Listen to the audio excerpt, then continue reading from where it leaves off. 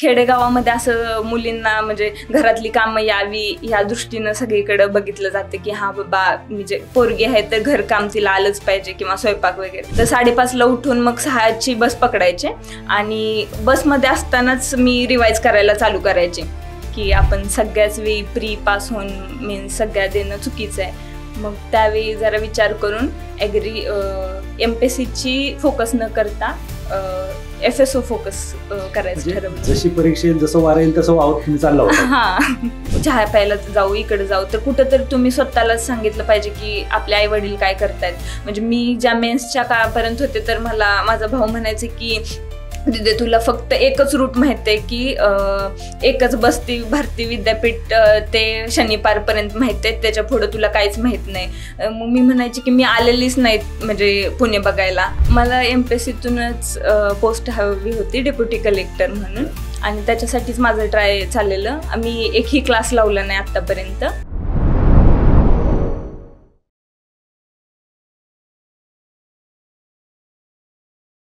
नमस्कार, मी किरण निंबोरे, वास्तव कट्टेवरती आपल्या सर्वांचं स्वागत. आपल्या सर्वांना माहिती की राज्यसेवा 2023मध्ये जी काही राज्यसेवेची पूर्वपरीक्षा झाली त्या पूर्वपरीक्षेनंतर मुख्य परीक्षा झाली. त्याच्यामध्ये FSO ची डिस्क्रिप्टिव्ह पॅटर्नमध्ये सेपरेट मुख्य परीक्षा झाली होती आणि त्याच परीक्षेमध्ये FSO पदी ज्यांची निवड झाली त्या नम्रता मोहिते मॅडम आपल्यासोबत आहेत. मॅडम वास्तव कट्टे. खरं तर मॅडम विषय सांगायचं झालं तर ज्यावेळेस BSc ॲग्री चालू होतं त्यावेळेस त्या कॉलेजमार्फत रिसर्चसाठी इस्रायलला जाऊन आलेले आहेत आणि त्या कॉलेजच्या टॉपर आहेत. मला वाटतं युनिव्हर्सिटीमध्ये देखील डिपार्टमेंट टॉपर आहात तुम्ही. आणि तुम्ही स्पर्धा परीक्षा जनरली तुमचं BSc ॲग्री म्हटलं की स्पर्धा परीक्षा हे खूप जवळचं नातं आहे. तुम्ही स्पर्धा परीक्षेकडे आलात खरं आणि आज तुमची FSO म्हणून निवड झाली. खरं तर हा सगळा प्रवास तुमचा जाणून घ्यायचा आहेच. त्याच्यासोबत डिस्क्रिप्टिव्ह पॅटर्नला तुम्ही सामोरे गेलात तेही जाणून घ्यायचं आहे. नक्की विद्यार्थी काय चुका करतात, तुम्ही कुठल्या चुका केल्या, कशा टाळल्या पाहिजे, ह्या सगळ्या गोष्टींवरती आपल्याला गप्पा मारायच्यात. जरी हा पॉडकास्ट असला तरी त्याला आपण गप्पा म्हणूया. सो का नक्की पहिली गोष्ट BSc ॲग्रीकडे जाण्याचं रिझन काय होतं? BSc ॲग्री मला खरं तर इंजिनिअरिंग करायचं होतं, म्हणजे मला आवड होती. पण वडिलांची कुठेतरी इच्छा होती की आपली मुलगी अधिकारी व्हावी. वडील माझे शेतकरी आहेत आणि त्यांना काय माहीत का तर त्यांनी आधीपासूनच असं डिसाईड केलं की तू मला अधिकारी झालेलं बघायचं आहे असं म्हणून. मग मी कुठंतरी विचार करायची की ओके ठीक आहे, त्यांना वाटतंय तर आपण म्हणजे बघू, म्हणजे ट्राय करू कधीतरी आधी म्हणजे करू ट्राय. पण मला इंजिनिअरिंग करायचं होतं तसं म्हटलं तर. पण वडील म्हटले की BSc ॲग्री कर म्हणून मग मी BSc ॲग्री केली. अच्छा. आणि मग BSc ॲग्री करत असताना तुम्ही इस्रायलला गेला होता, काय नेमकं कशासाठी गेला होता? तिथं म्हणजे आपलं कोर्सेस असतात आणि 2 कोर्स होते, वेस्ट वॉटर मॅनेजमेंट आणि अबायोटिक ट्रेसेस म्हणून. आणि त्याच्यासाठी MOU साईन केलेलं आमच्या कॉलेजनं. माझं कॉलेज DY पाटील तळसंदे. आणि तिथून मग संधी भेटते विद्यार्थ्यांना, म्हणजे तुमच्या बायोडाट्यावर किंवा तुमचं कम्युनिकेशन स्किल किंवा इतर खूप क्रायटेरिया आहेत. आणि तिथं जाऊन मग तुम्हाला तिथली शेती बघायला भेटते की आपण काय चुका करतोय. आणि तिथं एवढा मोठा म्हणजे एवढा छोटा देश असून सुद्धा की का म्हणून त्याला नावाजलं जाते जगभरातून. पाणी नसताना का म्हणून जगभरातून नावाजलं जाते, त्यासाठी आम्हाला तिथं पाठवलेलं. काय अनुभव काय होता? छान अनुभव होता. पहिल्यांदाच विमानात बसलेलो आणि तिथलं सगळं म्हणजे त्यांच्याकडे एवढी सुबत्ता वातावरण नसतानाही त्यांनी एवढं डेव्हलप केलंय. त्यांनी पाण्याचं एक एक थेंब म्हणजे युटिलाइज केलंय म्हणता येईल. जसं आपल्याकडे पाणी आहे, कुठं पूर येतोय, कुठं दुष्काळ आहे, तरी पण आपण व्यावसायिक दृष्टिकोनातनं शेती बघायला कुठंतरी हलगर्जीपणा करतोय हे दिसलं तिथं. नक्कीच. चला, तुम्ही ॲग्रीवाले आहात सो या गोष्टीत थोडंसं खोलात गेलो, पण अजून जास्त खोलात जायला नको कारण तुम्ही आपल्या भारतीय शेतीचे दिंडोरे करता सगळे. नाही तसं नाही, भारतीय शेती प्लॅनिंग नुसार केली तर खरंच नक्कीच. तेच तर ना, केली तर जर तरचा विषय. पण आपण त्या विषयापासून थोडंसं आपण आता स्पर्धा परीक्षेकडे. स्पर्धा परीक्षा क्षेत्रात यायचं का ठरवलं? अर्थात तुमच्या वडिलांची इच्छा होती, पण मग सुरुवात कधी केली? सुरुवात मी ग्रॅज्युएशन नंतरच केली. आधी माझं असं होतं की जे काम असेल ते प्रामाणिकपणे पार करायचं. BSc ॲग्रीला ॲडमिशन घेतल्यावर BSc ॲग्री चांगल्या मार्क्सनी पास झाले आणि सिनियरांनी सांगितलं किंवा आमच्या ग्रुपनं ठरवलेलं, मी, श्वेता, मिलिंद आणि शरद असं ग्रुप होता आमचा, आणि त्यांनी ठरवलेलं की आपण MSc करायची आणि यामध्ये उमेश मोहिते सर म्हणून होते आम्हाला वरिष्ठ आमचे, त्यांनी आम्हाला गाईड केलं की राहुरीत गेल्यावर तुम्हाला चांगली संधी भेटतील किंवा ह्यापेक्षा अधिक गायडन्स भेटेल, म्हणून आम्ही मग MSc करायचं ठरवलं. त्याच्यासाठी मग एंट्रन्स देऊन राहुरीमध्ये गेलो आणि मग तिथं असे वरिष्ठ लाभले की मग तिथं ग्रुप असायचं आमचे आणि ग्रुपनुसार मग आम्ही अभ्यास करायला चालू केला, मग डिस्कशन वगैरे, मग असं चालू झालं ते. सुरुवात कुठल्या म्हणजे असं विचार काय होता की कुठली पोस्ट काढायची काय? वडिलांनी तर स्वप्न पाहिलं होतं अधिकारी बनायचं, तुमची काय इच्छा होती? कारण प्रत्येकाचं वेगळं स्वप्न असू शकतं. मला MPSCतूनच पोस्ट हवी होती, डेप्युटी कलेक्टर म्हणून, आणि त्याच्यासाठीच माझं ट्राय चाललेलं. आम्ही एकही क्लास लावला नाही आतापर्यंत. तर मग माझं असं मी काय केलं की म्हणजे कुणी सांगायच्या अगोदरच मी ठरवलेलं की मला काय येतंय बघायचं, म्हणून मी सगळे पेपर मेन्सचे आधीच अनालिसिस करून ठेवलेले. आणि 2021ला म्हणजे 21ला ज्यावेळी प्री झाली त्यावेळी मग STIची पहिल्यांदा प्री झाली 2021ची, ती पास होत गेले. मग त्याची मेन्स दिली, त्यानंतर मग राज्यसेवा केली. राज्यसेवेची प्री पास झाले म्हणून राज्यसेवेची मेन्स केली. ॲग्रीची साईड बाय साईड प्री निघालेली, ॲग्रीची ॲड आली आणि ती प्री पास झाले 2.5 महिने. तर म्हटलं ठीक आहे 2.5 महिन्यात करू, पुढची राज्यसेवा फोकस करायच्या ऐवजी ॲग्री केली आणि ॲग्रीचा इंटरव्ह्यू पण देऊन आले. आणि मग तिथं कुठंतरी 2 मार्क्सनी माझी पोस्ट गेली. मग त्यावेळी विचार केला की आपण कुठंतरी चुकतोय, की आपण सगळ्याच वेळी प्री पास होऊन मेन्स सगळ्या देणं चुकीचं आहे. मग त्यावेळी जरा विचार करून ॲग्री MPSCची फोकस न करता FSO फोकस करायचं ठरवलं. जशी परीक्षा येईल जसं वार येईल तसं वावत तुम्ही चालला होता आणि ते कुठेतरी थांबलं म्हणून तुम्ही आता पोस्ट भेटली मला. अच्छा, ज्यावेळेस 2023ची जाहिरात आली त्यावेळेस फिक्स ठरलं होतं की आता आपल्याला FSOच करायचं? नाही, 2023ची ॲड आली त्यावेळी ॲग्रीचा इंटरव्ह्यू नुसताच झालता आणि असं ठरलेलं की म्हणजे तो गेलता आणि त्याच्यामध्ये खूप डिसअपॉइंट झालते की माझ्यासोबतचे माझे 2 मित्र झालेत आणि म्हणजे आपलं नाही झाले. कुठंतरी एक खंत होती की आपल्याच्याने होईल की नाही. आणि मग त्यावेळी असं वाटायचं की राहू देत मग MPSC करायची, म्हणजे माझ्याच्यानं होणारच नाही. आपण एवढ्या प्री देतोय, मेन्स देतोय, एकही ब्रेक घेतलेला नाही, मध्ये घरचा कुठला फंक्शन अटेंड नाही केलाय. आणि मग आपण थोडं तर कुठं तर थांबव असं वाटलेलं. पण म्हणजे मित्रांनी सांगितलं की नाही, तू इथंपर्यंत जाऊन येते तर अजून ट्राय कर, आणि मग तुला जर वाटतंय का कुठली तरी पोस्ट हवे किंवा काय, तुझं रायटिंग वगैरे चांगलं आहे, तू डिपार्टमेंटमध्ये टॉपर आहेस, कॉलेजची टॉपर आहे, तर तुझं लेखी चांगला असेल म्हणून तू FSO कर. मग असं म्हणून मी FSOला स्टार्ट केलते की बाबा आपण मग करूया ॲड ही, म्हणजे राज्यसेवा फोकस करायच्या ऐवजी मग FSO करू म्हणून. त्याच्यासोबत हे नाही सांगितलं कुणी की आता ऑब्जेक्टिव्हच्या जागेवर डिस्क्रिप्टिव्ह पॅटर्न आलाय? तो सांगितलेला डिस्क्रिप्टिव्ह पॅटर्न, पण कॉलेजचे पेपर द्यायचे, तिथं टॉपर आले आणि डिपार्टमेंटला टॉपर आहे, मग युनिव्हर्सिटीचे शिक्षक एवढं स्ट्रिक्टली चेक करतात पेपर. मग तिथे एक पॉझिटिव्ह होतं की ठीक आहे आपण डिस्क्रिप्टिव्ह चांगली लिहू शकतो, म्हणजे आपल्याला एक्स्ट्रा एफर्ट्स काय द्यायला नाही लागणार. मग आता विद्यार्थ्यांमध्ये भीती काय एवढी की डिस्क्रिप्टिव्ह, कारण प्रत्येकाने ग्रॅज्युएशनला पेपर लिहिलेलेच कधी असं म्हणजे एकदा सवय लागून जाते की तुम्हाला एकदा म्हणजे घोकंपट्टीची म्हणा की ऑब्जेक्टिव्ह पॅटर्न कडून सब्जेक्टिव्ह कडे म्हणजे वळताना असं वाटतं की आपण खूपच म्हणजे त्या घोकंपट्टीच्या नादात जातोय आणि कन्सेप्च्युअल क्लिअरिटी कुठंतरी आपण विसरत चाललोय. त्यामुळे लोकांना वाटतं की म्हणजे आपण नाही करू शकणार असं, पण नाही, सगळ्यांनी ग्रॅज्युएशन तर रायटिंगमध्ये केलेलं असतं. मग तो एक पॉझिटिव्हनेस घेऊन आपण जर का अभ्यास केला तर मला वाटतं की त्यावर तुम्ही टॅकल करू शकता. ज्यावेळेस तुम्हाला डिस्क्रिप्टिव्हला तुम्हाला काही जास्त दिवस पण झालेले नव्हते ग्रॅज्युएशन झालेलं आणि तुम्ही टॉपर म्हणल्यावर लिखाण तुमचं चांगलं असणार, त्याच्यामुळे तुम्हाला काही जास्त हे केलं नाही. पण त्यावेळेस अभ्यास साहित्य पण, कारण पहिलीच तुमची एक्झाम होती, तुम्ही लाभार्थी आहेत याचे डिस्क्रिप्टिव्हचे, पहिली बॅच आहे तुमची, सो ते कसं कलेक्ट केलं? अभ्यास साहित्य म्हटलं तर मी पहिले 4 महिने तर राहुरीमध्येच अभ्यास केलता. क्लास वगैरे काहीच नव्हतं माझ्याकडं आणि मी जेमतेम कुठला नोट्स भेटेल का ह्याच्या शोधात होते आणि मग असं वाटायचं की वाचून काढाव्या त्या.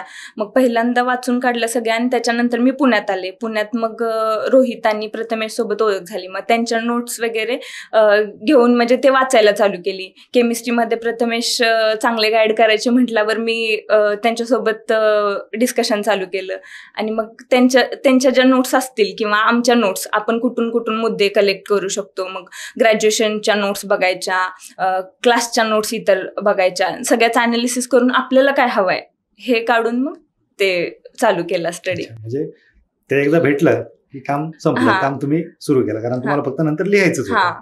बरोबर. तर ह्या सगळ्या गोष्टी होत असताना ज्या वेळेस तुमचा रिझल्ट आला, रिझल्ट आल्याच्या नंतरची परिस्थिती काय होती? कारण प्रत्येक आई बापाचं स्वप्न असतं की कुठेतरी यशाच्या शिखरावर पाहायचंय आपल्या पाल्याला. हा, ते म्हणजे तो शब्दात व्यक्त करण्यासारखाच नाहीये. आणि एवढं म्हणजे असं एवढ्या वेळा डिसअपॉइंटेड झालते मी 2-3 वेळा, आणि घरच्यांना असं वाटायचं की हा पोरगी करते, मेन्स पर्यंत जाते पण तिथून होत नाही. आणि ह्यावेळी पण असंच होते की आता माझे भाऊ तर मला भीतीच दाखवायचं की हा बाबा बायोडाटा काढायचंय तुझा असं तसं.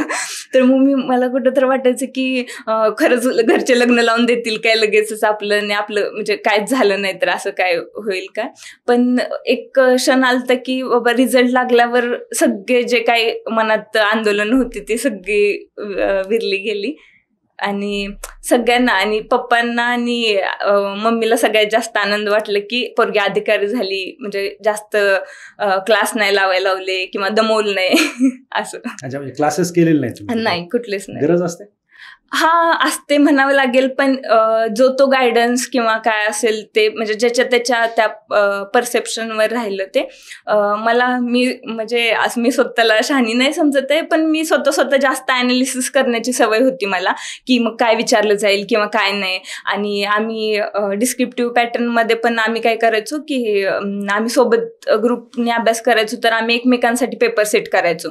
मग त्या आयोगाचे पेपरची सवय लागलेली किंवा म्हणजे युनिव्हर्सिटीचे पेपर वगैरे अनालिसिस केलेले, मग असं वाटायचं की आपण सेट केलेलं पेपरच आयोगाचा असेल, म्हणून आम्ही एकमेकांसाठी पेपर सेट करायचो.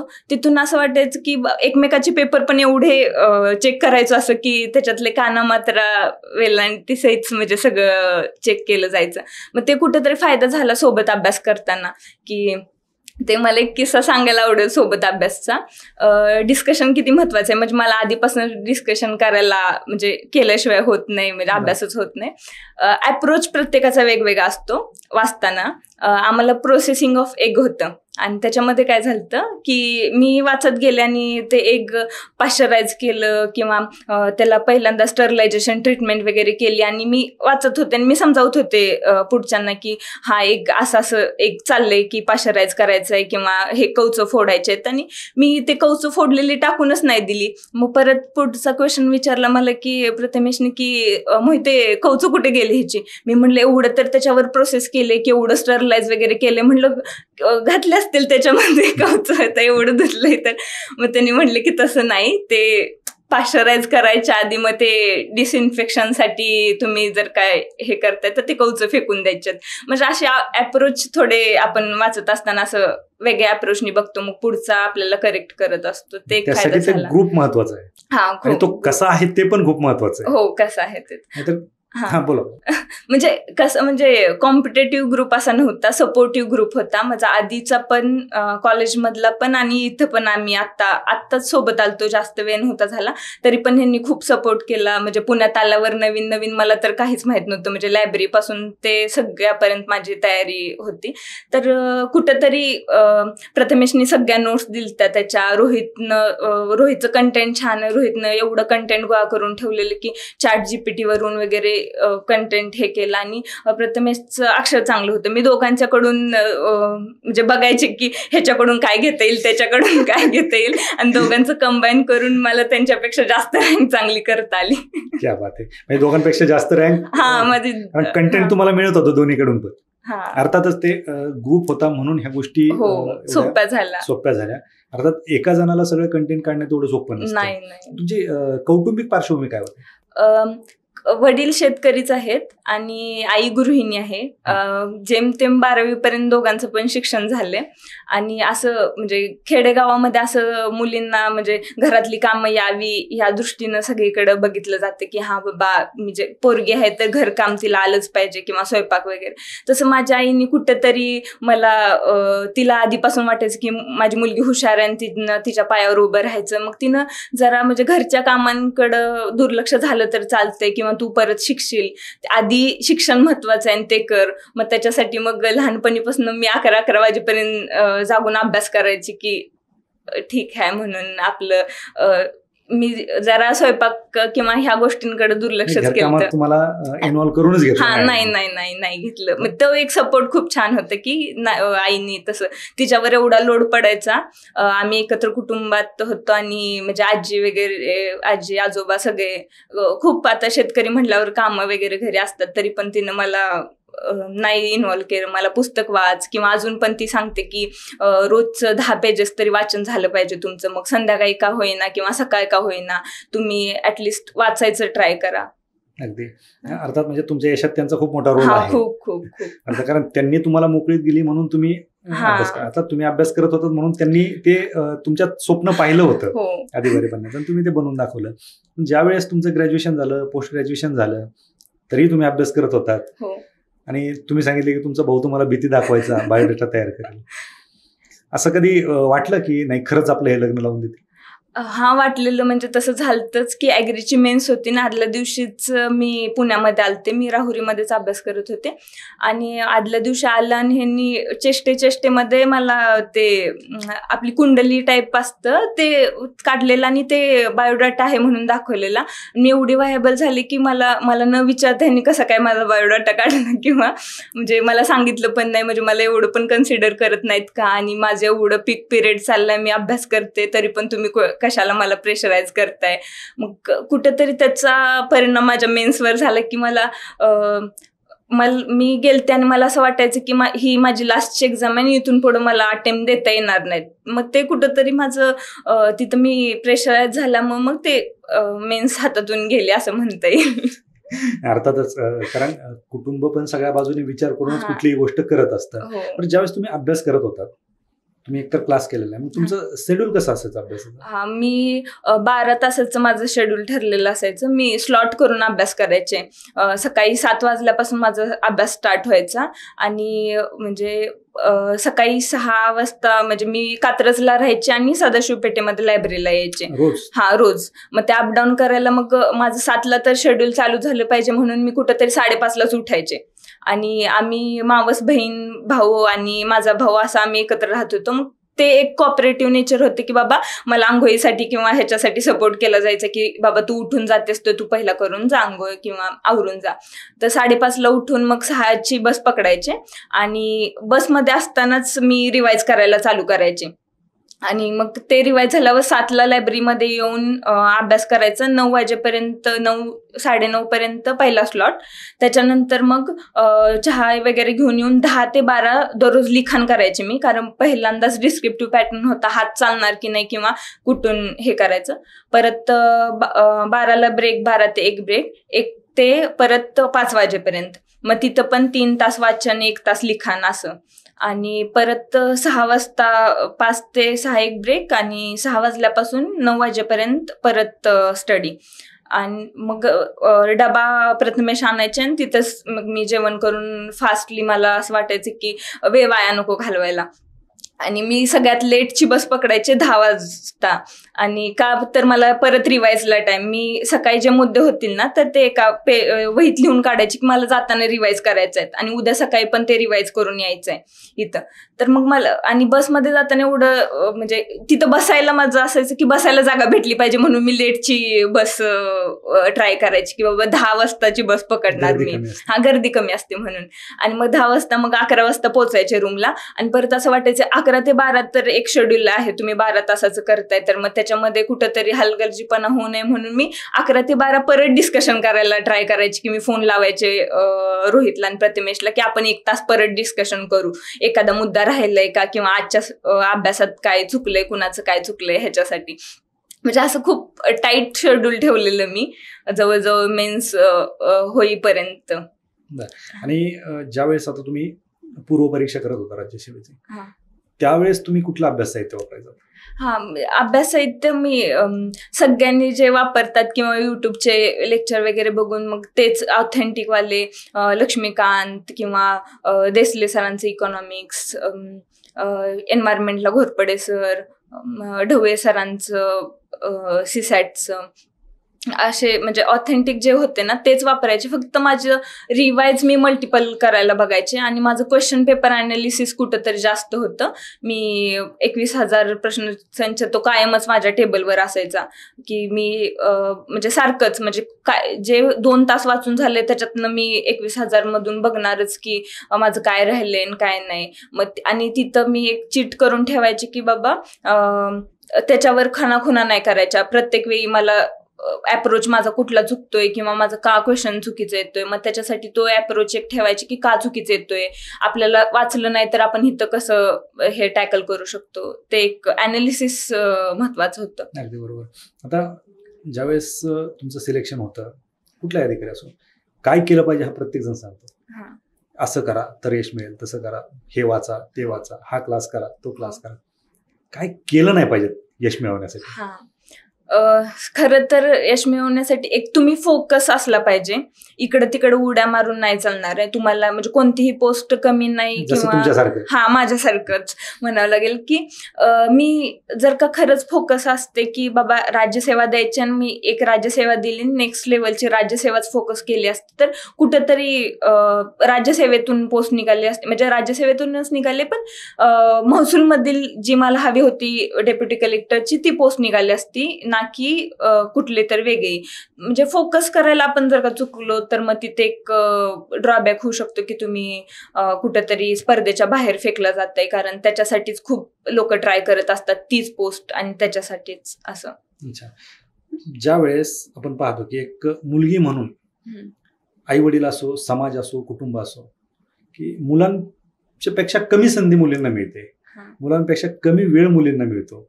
आणि कारण तुम्ही जसं सांगितलं की तुम्हाला बायोडाटाची भीती दाखवत होती, हे प्रत्येक मुलीसाठी आहे, तुमच्यासाठीच नाहीये. कुटुंबाला घाई असते, अर्थात आई वडिलांना पण घाई असते. याचं कारणही तसं असतं, कारण मुलगी आहे, वय जास्त व्हायला नको, लग्नाचे प्रॉब्लेम आणि समाज. या बाबतीत तुमच्या बाबतीत काय घडलं? म्हणजे मला कुटुंबाचा खूप सपोर्ट होता. मी नमूद करेन असं की माझ्या वडिलांनी मला इतर लोकांनी सांगितलं की बायोडाटा किंवा ह्याचा लग्नाचं बघा किंवा बोलतात सगळे, पण माझ्या वडिलांनी कधीच असं सांगितलं नाही मला की तुझं लग्न करायचंय किंवा तू मला एवढं सांगायचे की तू जे अभ्यास करतेस तो कर, तुला जोपर्यंत करू वाटतंय ना तोपर्यंत कर, आणि मग तुला ज्यावेळी वाटेल त्यावेळी आपण बायोडाटा काढायचा किंवा त्यावेळी आपण लग्नाचा विषय काढायचा, तोपर्यंत नाही काढायचा. तो एक खूप मोठा सपोर्ट असतो की सगळ्यात महत्वाचा व्यक्ती घरातील आपण आई वडील मानतो, आणि त्यांनी कधी जर का तुमचं नाव नाही काढले लग्नाचं तर ते कुठंतरी पॉझिटिव्हनेस असतो की ठीक आहे, बाकीची काही बोलत आपले आई वडील आपल्या सोबत आहेत तर मग होईल सगळं इझी, किंवा ते नाही म्हणतायत तर मग आपण कशाला हे घाई करायचे. अर्थातच तुम्ही भाग्यवान आहात. हो, खूप. पण प्रत्येक मुलगी भाग्यवान नाहीये. काय सांगाल तुम्ही? बरेच पालक आहेत की फक्त काही पालक तर असे आहेत की समाज म्हणतोय म्हणून मुलींना घरी बोलवणं किंवा लग्न लावून देणं किंवा त्यांना प्रेशराईज करणं. काय सल्ला द्याल? मी असं म्हणेन की तुम्ही बघा की ती अभ्यास करते, म्हणजे तुमचं पालक म्हणून लक्ष पाहिजे की ती पोरगी अभ्यास करते खरंच तर खरंच तिला संधी द्यायला हवी तुम्ही, कारण मुलींसाठी खूप संधी आहेत एमपीएससी मध्ये किंवा मुलींचं वेगळं रिझर्वेशन आहे. तर मला असं वाटतं की तुम्ही संधी देऊन बघायला पाहिजे. खूप मुली झालेत अधिकारी किंवा खूप स्ट्रगल करून आतून पण म्हणजे लग्न होऊन पण पेपर देतात. तर पालकांनी कुठेतरी तसा विचार केला पाहिजे की आपली मुलगी होऊ शकते. प्रत्येक वेळी असं नसतं, प्रत्येक मुलीचं असं एम नसतं की बाबा म्हणजे लग्न करून मी घर सांभाळेन. इंडिपेंडंट व्हायला आता सगळे बघायला लागले, तर मग तिच्या स्वप्नांना कुठेतरी उभारी दिली पाहिजे. पालकांनी ह्याच्यावर जरूर विचार केला. अर्थातच, कारण प्रत्येक पालकाला याची भीती असते की लग्न झाल्याच्या नंतर माझ्या मुलीचं काय होईल, कारण कोणीच काही सांगू शकत नाही. तेच. पण जर तुम्ही भविष्याचा विचार करता तर तिच्या वर्तमानाचा पण विचार केला तर ते भविष्य सुकर होईल. कारण तुम्ही आत्ताच जर त्यांना प्रेशराईज करत असाल तर त्यांना पण तेवढ्या शांत चित्ताने अभ्यास नाही होत. माझं असं मत आहे की तुम्ही कुठलं तर प्रेशर असलं की प्रत्येकालाच टॅकल होईल असं नाही. म्हणजे प्रत्येकाच म्हणजे ते प्रेशर घेऊन अभ्यास करण्याची प्रवृत्ती नसते. कुठं तर टेन्शन आलं तर तुम्हाला एक एक पॉइंट कव्हर करायचा आहे, ते करायचं आहे, मेथ्सचं बघायचं आहे, रूम मधले काहीतरी विषय असतात आणि खूप विषय असतात की ज्यांना हेडेक होऊ शकतो. पण अजून ते घरचं प्रेशर अजून असलं तर मग त्याच्यामध्ये नाही हे होऊ शकत. सगळ्यात मोठा सपोर्ट असतो की जिथून सपोर्ट भेटायला पाहिजे तुम्हाला. बरोबर. तुम्हाला यश मिळालं, हा आज तुम्हाला यश मिळालं म्हणून सगळ्यांचा पाहण्याचा दृष्टिकोन तुमच्याकडे हो. बदलला. काय सांगाल की कुठला असा की फॅक्टर ठरला हा. तुमच्या यशाचा सगळ्यात महत्वाचा? माझ्या यशाचा की फॅक्टर म्हणजे मी पहिल्यापासूनच प्रामाणिक आहे की मला जे काम मिळेल ते मी प्रामाणिकपणे पार पाडण्याचं ट्राय करत होते. आणि इंटरव्ह्यू किंवा मग मित्रांची सोबत आणि सोबतीला असणारी माणसं, घरचा सपोर्ट, ते एक माझ्यासाठी की फॅक्टर ठरला की मला ही जर्नी खूप एन्जॉय करता आली किंवा जास्त मला अडचण नाही गेली. मी भावाला माझा भाऊ चिडवत असताना पण त्याने एवढा मला सपोर्ट केला की लास्टला 1 महिना तर माझं येण्या जाण्यात टाइम जाऊ नये म्हणून तर तो स्वतः गाडी घेऊन सोडायला यायचा. तो माझ्यासाठी 10-11 वाजेपर्यंत लायब्ररीमध्ये बसायचा की दीदीला अभ्यास करायचा म्हणून. आणि मग मला परत घेऊन 11 वाजता त्याचं कॉलेज करून येऊन परत 11 वाजता घेऊन रूमला न्यायचा. आणि इतर कोणतंच हे आणि असं असायचं की रूममध्ये शनिवारी रविवारी आपण काहीतरी बनवायचं. पण त्याचं असं झालं की मला जास्त बनवायला किंवा माझा टाइम नाही म्हटलं, तो स्वतःच खिचडी भात बनवायला शिकला माझ्यामुळं. मग ते कुठंतरी सपोर्टिव्ह नेचर असलं आपल्या आजूबाजूचं तर मग ते एक म्हणजे तुम्हाला की फॅक्टर असतो की तिथं तुम्ही काही करू शकता, तुम्हाला एवढा सपोर्ट आहे तर. म्हणजे अभ्यासासोबत ह्या सगळ्या गोष्टी पण खूप महत्वाच्या असतील. कारण तुमचं जर मन शांत असेल, डोकं शांत असेल तरच त्या अभ्यासाचा अर्थ आहे. अभ्यासासोबत सगळ्याच गोष्टी करायच्या म्हटलं तर मग अवघड जाऊ शकतं. तुम्ही ग्रुप डिस्कशन वरती बोलत होते, ग्रुप कसा असावा नक्की? ग्रुप म्हणजे सपोर्टिव्ह असावा. म्हणजे कोणतं मटेरियल वगैरे तुम्ही लपवून ठेवताय किंवा मग इतरांकडूनच घेताय आणि मग त्याचा उल्लेख करत नाही तुम्ही आणि म्हणजे फक्तच इतरांकडे बघताय म्हणजे घेण्याच्या दृष्टिकोनातून, असं नसावं. आपल्याला काय चुका होत आहेत त्या इतरांना सांगाव्या. सपोर्टिव्ह ग्रुप म्हणजे सगळ्यात बेस्ट काय असतं की आपण एक सोबत होणं ह्याला एक महत्वाचा फॅक्टर असतो. आपण एकटं झाल्यावर जेवढा आनंद वाटत नाही तेवढं सोबत होण्यात आनंद वाटतो की आपण सगळे सोबत झालो. मग तिथे एकमेकांच्या चुका काय होते किंवा मग कसा अभ्यास केला पाहिजे, एकमेकाची स्ट्रॅटेजी. आता मी सांगेन की म्हणलं तसं रोहितचा कंटेंट चांगला होता, प्रथमेशचं अक्षर प्रेझेंटेशन चांगलं होतं. मग त्यांनी म्हणजे मी त्यांच्याकडून घ्यायला बघत होते की बाबा हे असं, आणि मी स्वतः नोट्स तयार करायचे की म्हणजे की फॅक्टरच्या सगळ्या की आपल्याला लास्ट टायमिंगला हे रिवाइज करायचंय म्हणून. आणि मी आधीच इंटरव्ह्यू देऊन आलते म्हटलं मी ह्या दोघांचे मॉक इंटरव्ह्यू स्वतःच अरेंज करायचे की असं मॉक इंटरव्ह्यू द्यायला पाहिजे. ते एक होतं की म्हणजे सपोर्टिव्ह नेचर होतं आमचं. म्हणजे किती म्हणजे काही जर झालं तरी एकमेकांच्या चुका राग येऊ दे किंवा काहीही चुका सांगून म्हणजे त्याच्यातलं आपण म्हणजे त्या ओव्हरकम करायला ट्राय करू म्हणून. रिझल्ट लागल्याच्या नंतर भरपूर पालक किंवा भरपूर विद्यार्थी तुमच्याकडे येत असतील, आम्हाला अभ्यास करायचा आहे, आम्हाला अधिकारी बनायचंय किंवा आमच्या मुलीला आमच्या मुलाला अधिकारी बनायचंय, मार्गदर्शन करा, गायडन्स करा. कशा पद्धतीने एखादा जर नवीन कॅन्डिडेट आहे त्याला सुरुवात करायची तर त्यांनी काय केलं पाहिजे सुरुवातीला की जेणेकरून कमी वेळात यश मिळेल? ग्रॅज्युएशन लेवलपर्यंत मी असं म्हणेन की त्यांनी ग्रॅज्युएशनचा अभ्यास चांगला करावा. म्हणजे बेस ज्यावेळी तुमचा फिक्स असतो ना, म्हणजे 12वी पर्यंतचा तर खूपच चांगला पाहिजे बेस तुमचा. 12वी पर्यंतचा स्टडी खूप कामाला येतो. आपण बघतो की परत प्री करताना परत म्हणजे स्टेट बोर्ड तुम्हाला वाचायला लागतील. म्हणजे सगळेच वाचतात, रिवाइज करणं अर्थातच ते भाग असतं. पण तुम्हाला रिवाइज करताना रिवाइज केल्यासारखं वाटावं की नव्यानं आपण अभ्यास करतोय 12वी पर्यंत, असं नको व्हायला. म्हणजे तुम्ही जर का खरंच ह्या क्षेत्रात येत आहे तर तुमचा बेस एक फिक्स असावा आणि तुमचं जे ग्रॅज्युएशन असावं. आता तर डिस्क्रिप्टिव्ह पॅटर्न आहे, ऑप्शनल तुमचा सब्जेक्ट येणार आहे, तुम्ही ग्रॅज्युएशन मध्ये एफर्ट्स देणारच आहात 4 वर्ष, तर ते कुठंतरी तिथंच पॉझिटिव्ह म्हणून तुम्हाला येतील की तुम्ही ग्रॅज्युएशन पर्यंत चांगलं हे केलं. तर असं नसतं की बाबा ग्रॅज्युएशनलाच आता एमपीएससीची बुक घेऊन बसला आणि तुम्हाला 4 वर्षानंतर लगेचच पोस्ट भेटणारच आहे. असं तुम्ही ग्रॅज्युएशन पर्यंत तुमचे जे बेसिक गोष्टी आहेत त्या क्लिअर करायला चला. कन्सेप्च्युअल क्लिअरिटी आता वाढवायला हवी, म्हणजे डिस्क्रिप्टिव्ह पॅटर्नसाठी. तुम्ही ऑब्जेक्टिव्हमध्ये थोडंफार घोकंपट्टी करू शकत होता, इथं कन्सेप्च्युअल क्लिअरिटी असल्याशिवाय काहीच नाही. मग ते कुठं तर तुम्ही कन्सेप्च्युअल क्लिअरिटी द्यायला बघा तुमच्या स्वतःच्याच बुद्धीला. नवीन नवीन वाचन करायला शिका, तुम्हाला काय आवड असेल, आणि जे प्लॅन बीच्या दृष्टीने थोडाफार विचार करा की बाबा प्लॅन म्हणजे हे नाही झालं तर काय करू शकतो. फारच म्हणजे पॉसिबिलिटीज कमी आहेत, संधी कमी आहेत तसं म्हणता आलं तर. मग ते पण एक विचार करून तुमचं ग्रॅज्युएशनचं जे काय फील्ड निवडणार आहे ते निवडा की ज्याच्यात तुम्हाला थोडाफार इंटरेस्ट असेल किंवा त्याच्यात तुम्ही करिअर करू शकाल असं. कारण नवीन विद्यार्थी जे आहेत त्यांना कॉम्पिटिशन इथं आल्याच्या नंतर कळते काय आहे. आणि आता थोडासा काळ बदललाय सोशल मीडियामुळे किंवा युट्यूब असेल, खूप ऑनलाईन क्लासेस आहेत, त्याच्यामुळे लोकांना एक योग्य दिशा मिळते, तरीही विद्यार्थी भरकताना दिसतात. त्याच्यामुळे हा खरा प्रश्न होतो.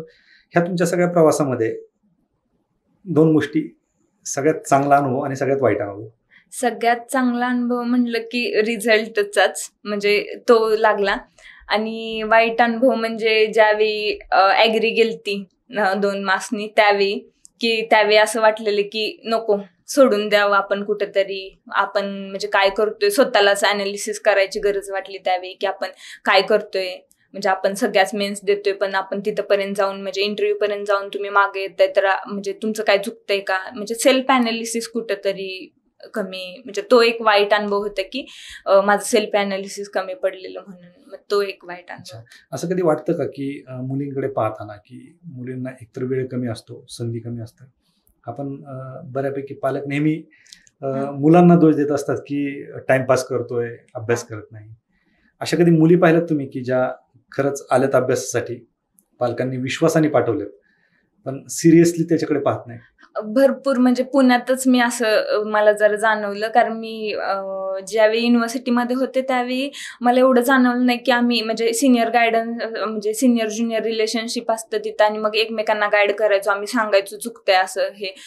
इथं आल्यावर ज्यावेळी म्हणजे तुम्ही अभ्यासामुळे येताय तर तुमच्या अभ्यासाची सुरुवात कुठंतरी 10ला होते, मग परत तुम्ही चहाला जाताय, मग 11 वाजता, मग परत लगेच जेवण करून मग परत रूमला झोपाय जाताय.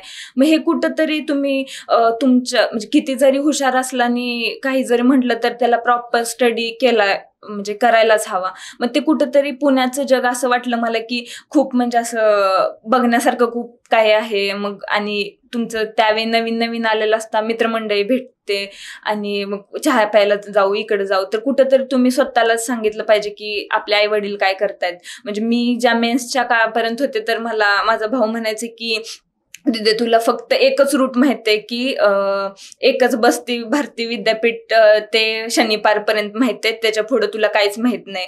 मग मी म्हणायची की मी आलेलीच नाही म्हणजे पुणे बघायला, आणि मी तोपर्यंत पुणे बघितलं पण नव्हतं, मला माहित पण नाही की कुठनं कशी बस, कुठली बस. मला फक्त एकच बस पाठवती 216 आणि तिथून इथंपर्यंत यायचं.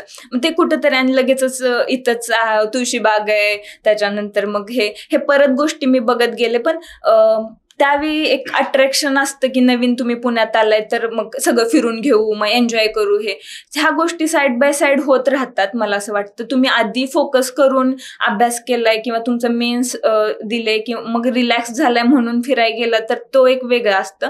पण आधीच जर का तुम्ही असं कुठलं तरी बघत असाल एन्जॉयमेंटचं मार्ग, तर मला कुठंतरी मग ते चुकीचं वाटतंय, मग ते नको करायला. अगदी बरोबर. अर्थातच, कारण त्या गोष्टी कोणत्या गोष्टीला किती महत्व द्यायचं हे जर तुमच्या लक्षात आलं तरच आज तुम्ही ज्या खुर्चीवर बसतात तिथं बसायची संधी मिळू शकते. अर्थात म्हणजे यश मिळू शकतं नक्कीच. आणि तुम्हाला जी भीती दाखवत होते बायोडाटाची ती त्यांना मिळत असेल कदाचित. आता तुमच्यासाठी परत ती भीती, आता त्याला भीती म्हणता येणार नाही, आता भीती म्हणता येणार नाही.